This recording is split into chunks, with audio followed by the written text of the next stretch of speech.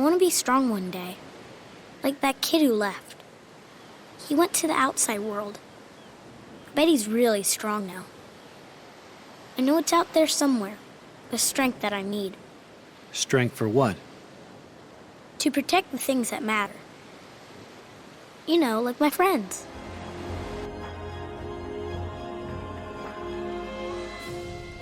Riku's goal from an early age was to one day find his own strength. He was a kind, curious kid who dreamt of worlds beyond his own.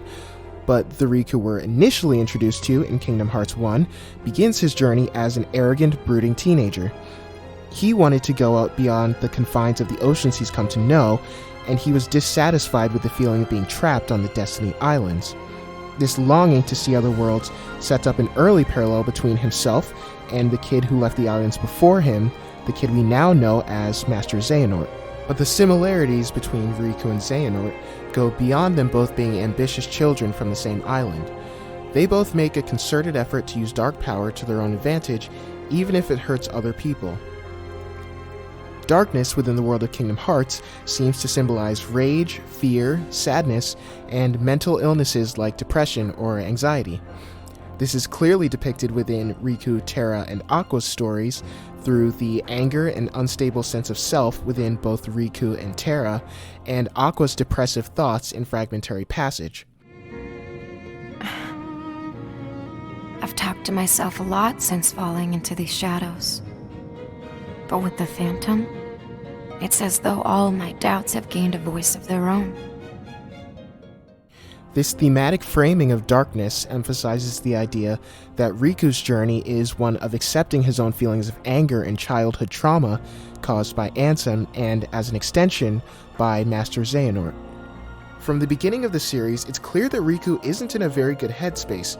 Having already interacted with Ansem before the start of Kingdom Hearts 1, this once cheerful kid became a pretty mean person, long before we as an audience actually find out what's been happening to him. But Sora, I thought you liked games. Or are you too cool to play them now that you have the Keyblade? Well, where are Donald and Goofy? Are they that important to you? More important than old friends?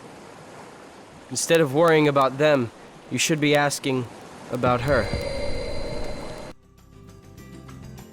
At the start of Kingdom Hearts 1, the creators intentionally made Riku as antagonistic as possible, cementing the idea in the player's mind that they need to beat Riku in the same way that Sora feels the need to compete with Riku.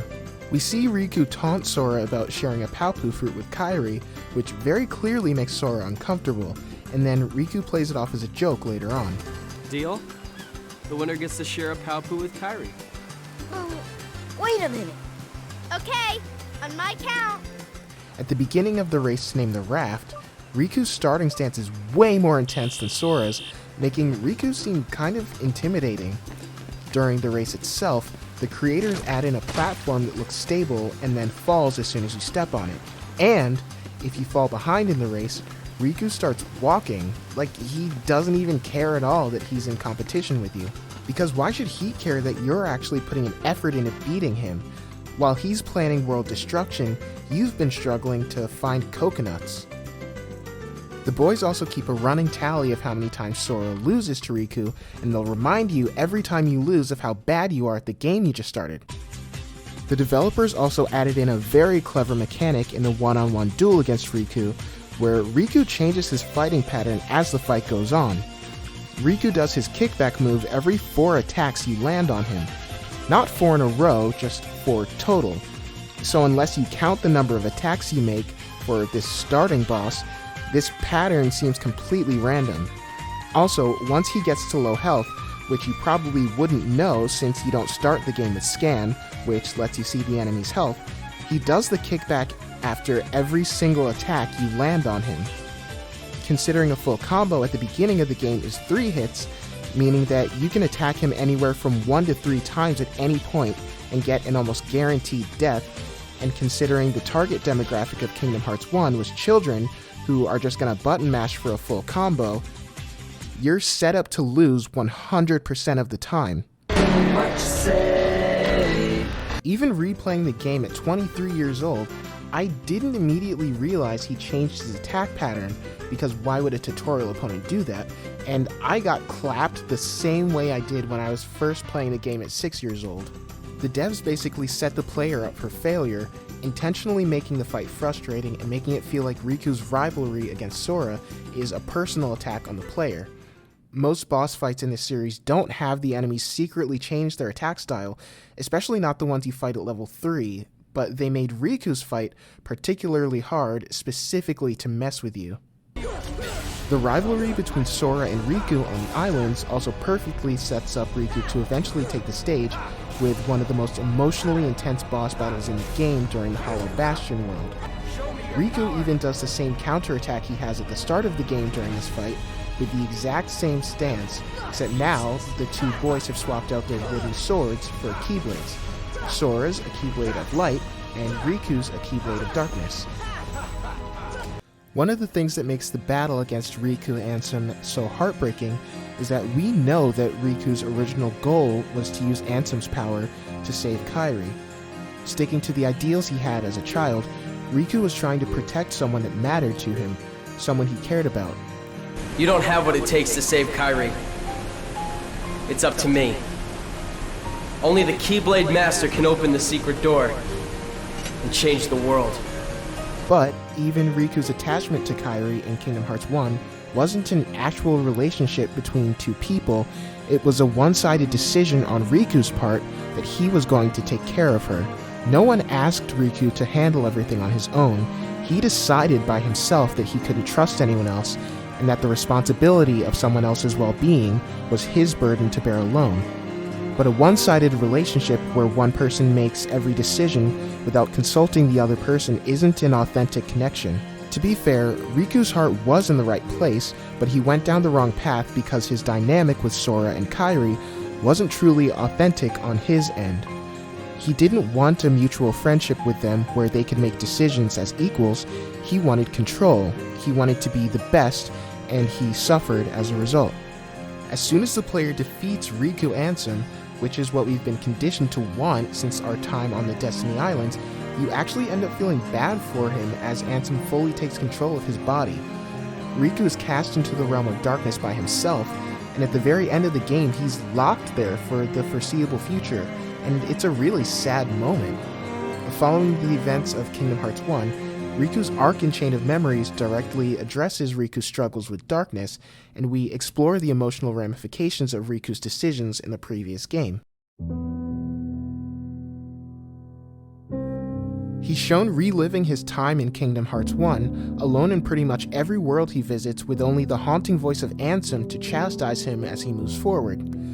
Where Sora finds old friends and faces, Riku doesn't interact with many people since he didn't make meaningful connections in the last game.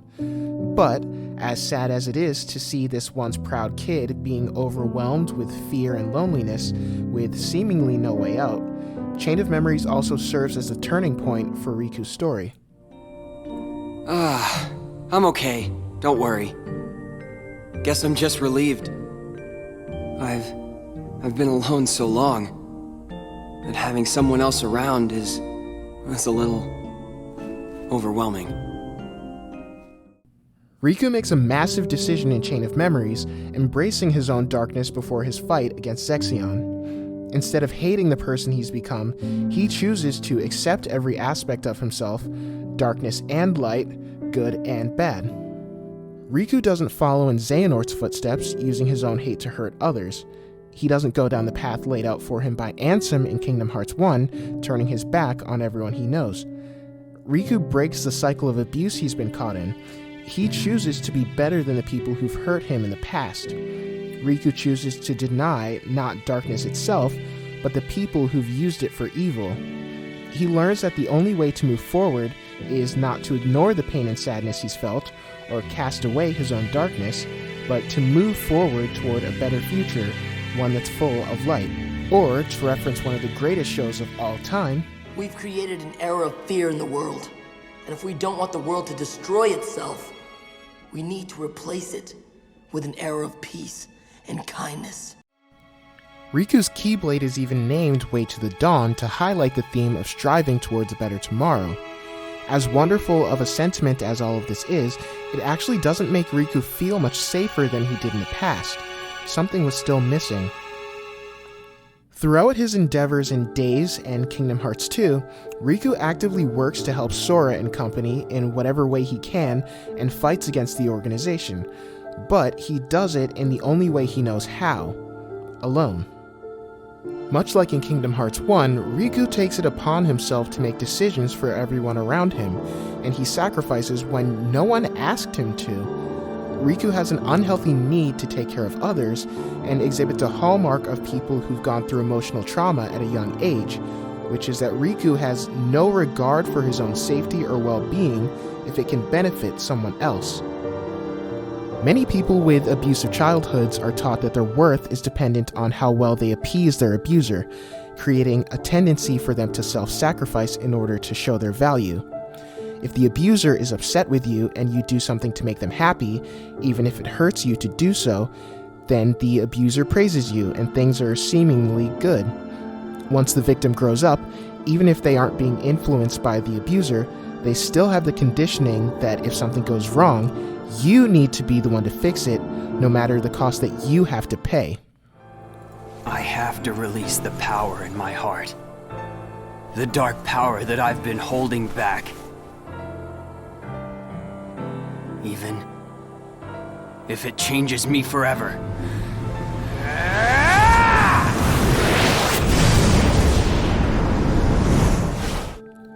The idea that the victim has to earn someone's affection also implicitly teaches the victim that love from others is conditional, based on how much you can sacrifice for the source of the affection. This idea inevitably forces the victim to adapt and take on an expectation of themselves to go out of their way to do good things for other people, despite hurting themselves in the process. Because in the back of their mind, they think that they won't be good enough for the people they care about if they don't. This is basically early series Riku in a nutshell. He needed to sacrifice his friends and his entire world to appease Ansem. He needed to abandon Sora to appease Maleficent, and as a reward, they both gave him power, which, in a sad, twisted way, he interpreted as them caring for him. Riku then grows up, but he keeps the conditioned mindset that he needs to self-sacrifice to maintain the relationships he has and keep his friends safe. Riku, come on, man. Why did you try to do so much on your own? You've got friends, like us.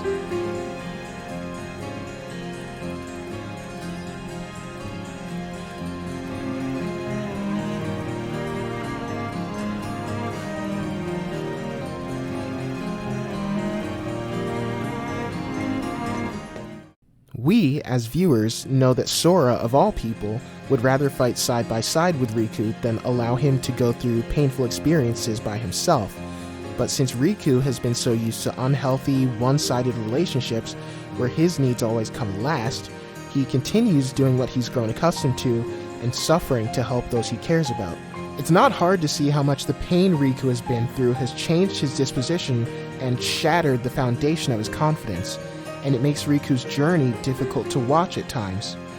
For someone as strong and capable as Riku to be so full of doubt is incredibly sad to see. Really? I'm a Keyblade Master? I had given in to the darkness. Riku! How am I gonna face everyone? Walking that path changed me. I'm not sure if I'm ready to wield a Keyblade. Maybe I do need to be tested. It almost seems like experiencing emotionally traumatic events during your developmental years can lead to a shaky sense of self and a crippling case of imposter syndrome. I wonder if anyone else has noticed this before. Yeah, probably not. No, I don't think so. Riku's maladaptive habit of fixing everything by himself leaves him deeply upset with the person he's become. He's pushed himself beyond the known limits of a Keyblade wielder, conquered his foes, and yet it's still clear that he's not okay, that something is wrong. He even questions if he still belongs in the realm of light, or if he's doomed to live in darkness. It is perfect for me. If this is what the world really is, just this, then maybe I should fade back into darkness. Riku, But what can we as an audience learn from seeing Riku's troubled past? How does Riku deal with his insecurities and fears? He decides to stop fixing everything on his own. He chooses connection. He chooses love.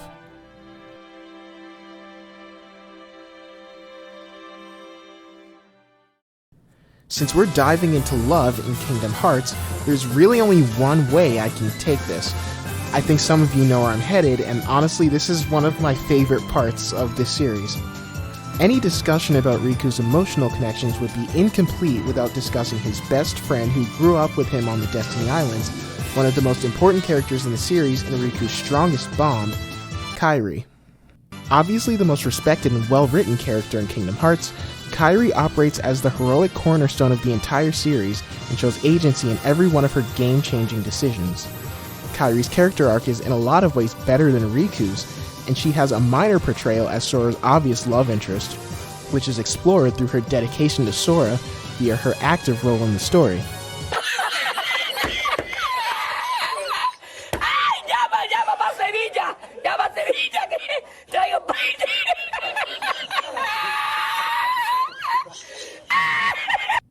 Okay, I don't want to trash talk Kairi too much because I think the Kingdom Hearts writers already have that covered.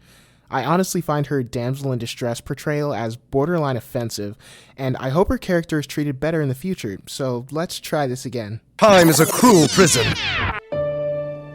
Any discussion about Riku's emotional connections would be incomplete without discussing his best friend who grew up with him on the Destiny Islands, one of the most important characters in the series and Riku's strongest bond, Sora. He may do a bad job of showing it in Kingdom Hearts 1, but throughout the rest of the series, it's very clear that Riku loves Sora, and by virtue of Sora's unwavering belief in other people, we know that Sora loves Riku too. I know that there's a lot of discussion about whether the love between these two characters can be viewed as platonic, romantic, or anything in between, but whatever you personally believe, I think everyone can agree that these two feel very deeply about one another. I wouldn't give up my body, possibly forever, and fight a pseudo-religious cult of sociopaths for just anyone, you know? Also, it's always nice to see two male characters being affectionate towards one another. Men being emotionally vulnerable definitely needs to be shown more in media. But I digress. The love between Sora and Riku grows stronger over the course of the series, even progressing to the point where they monologue about how passionate they are about one another. You can't shoulder all your problems alone, you know. You must have somebody. A friend you can talk to? Yeah. Actually, I do. That stupid grin he's always wearing. He's the best teacher I could ever have. Don't worry. I've got a friend out there who'll help. He's always picking up the slack for me. Two forces are better than one. Right, Riku? Sora can find the brightest part of anything, and pull off miracles like there's nothing to it. It's pretty hard not to smile around him. Don't worry. He's with me, even when it might seem like he's not. Sora saved me once. And I heard him call my name. He needs me. Kingdom Hearts, especially in Dream Drop Distance, does a great job of showing how much sharing your life with another person can make your whole world shine brighter. Sora and Riku's relationship shows how someone can make you feel joyful and cared for in a way that you might not have even known was possible. The gloomy scowls we're used to from Riku are mostly replaced by smiles as the relationship between Sora and Riku grows. The tender, intimate moments between these two show how selflessly Sora cares for Riku, and how easily Riku lets down his emotional walls when he's around Sora. It's all incredibly touching to see, especially after seeing Riku alone for so long. The connection between Sora and Riku is also shown during Dream Drop Distance in the Fantasia world, where they both find their heart songs and combine them to make Dearly Beloved, the title song for the entire series. This scene shows how inextricably linked these two characters are. Even if they're in different sleeping worlds, even if they're separated from their friends and their enemies are closing in, Sora and Riku are always linked together. By the sheer power of their love for one another, Sora and Riku have established a bond that seems to be magical in nature, which is a beautiful thing to see. Through his acceptance of his own darkness, Riku learns over the course of the series how to stand up and fight on his own. But, as is shown during the Keyblade Graveyard fight against the Demon Tide, the way he goes about this has wildly changed over time. I've seen a lot of people overlook this scene since we time travel pretty quickly and erase the existence of this whole situation, but it actually tells us a good deal about Riku's emotional state at this point in the series. Riku is the only guardian of light who integrated his own darkness, his own pain and suffering into his personhood, and, as a result, he's the only one who could stand up against the hordes of enemies threatening his allies. Riku is the only one who didn't try to rid his heart of darkness and wasn't consumed by his own darkness, but accepted it and grew from it. The reckless, cocky teenager we saw in Kingdom Hearts 1 has grown into a level-headed, confident young man, and he did it to protect others. Specifically in this instance, he fought back to protect Sora. The violent attacks that Riku used to use have been replaced by a calm and measured precision. To hold back the Demon Tide, Riku steps forward and takes a deep breath to focus himself, exhibiting a drastic shift in his fighting style. Riku's strength is no longer based in an aggressive desire to be better than or control others, but in a need to protect the people he cares about. Or, as Riku himself says, strength to protect what matters. Riku is clearly powerful on his own, but the focus and drive he has at the end of Kingdom Hearts 3 was accomplished through his mutual connection with Sora, which eased his doubts and gave him something worth fighting for.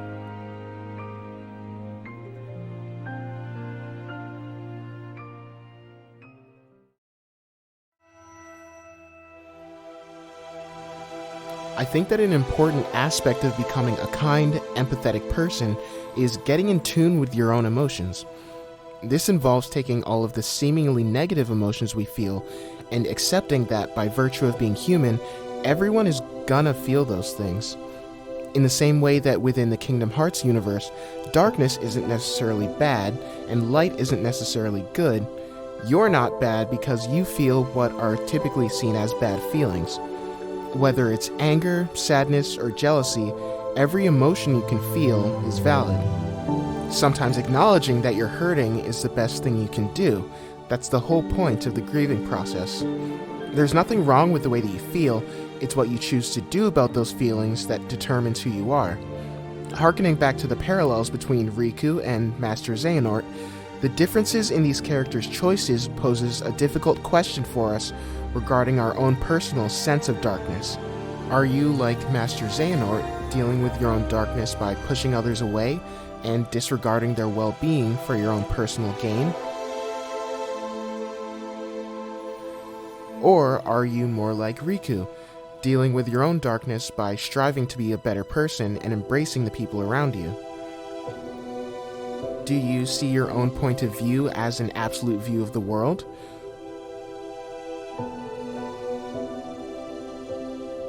Or do you open your mind to the opportunity to grow and learn from others?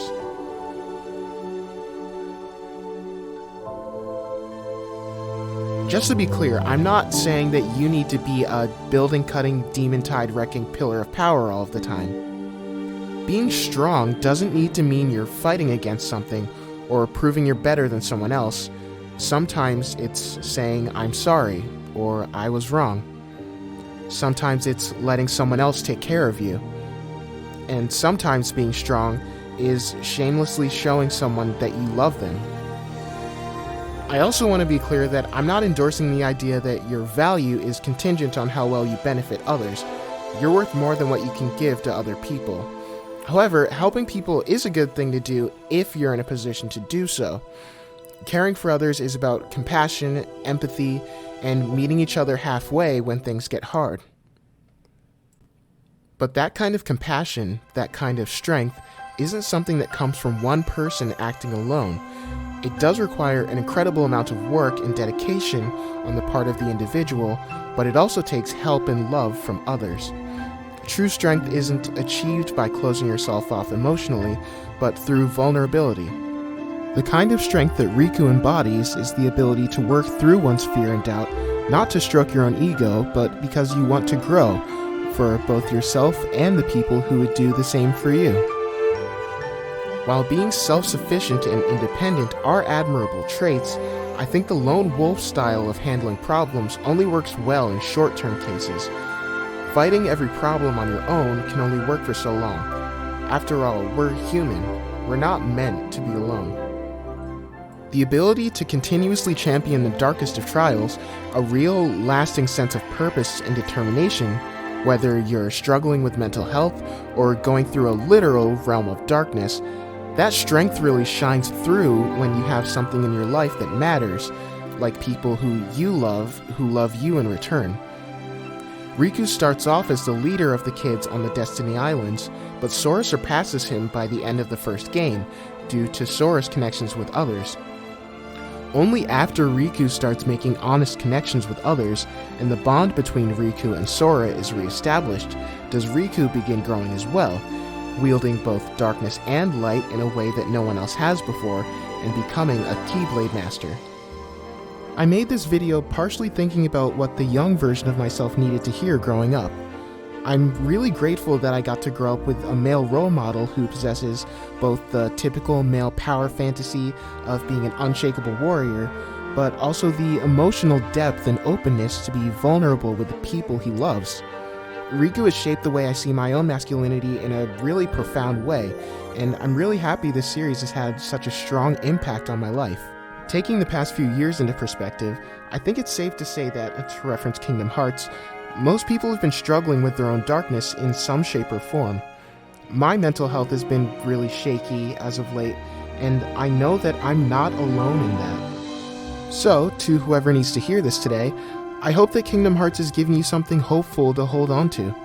I hope that you connect with others, I hope you have people who make you feel safe, and if you don't, I hope that you eventually find them. And I hope the best parts of Kingdom Hearts helps to give you some sort of direction in where you want your life to go. And, from my heart to yours, I hope that one day you find your own strength to protect the things that matter.